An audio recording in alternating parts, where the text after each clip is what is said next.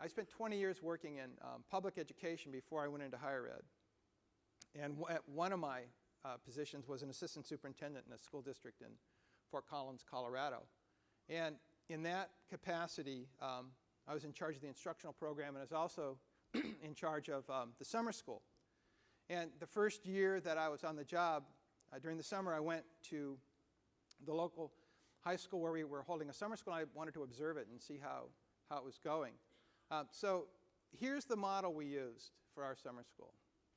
We took all the kids who didn't do well in the class, and now we put them all together in one class.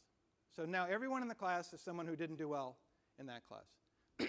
We then gave them the same textbook they used the first time, and we gave them a teacher who might have been entirely competent but was not necessarily highly motivated or excited to be there.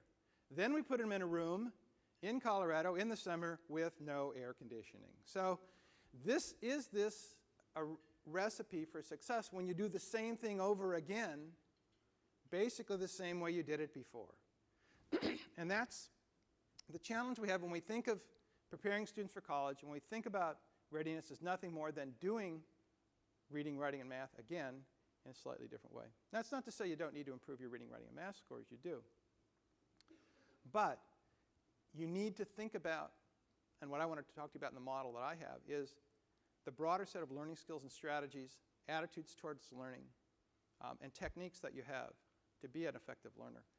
You need to bring all that to bear, and if you can bring all that to bear, you have an opportunity to do better. And I think ultimately, the question for me, and the reason that I think the definition here is an actionable definition, is that we want to put the student at the center.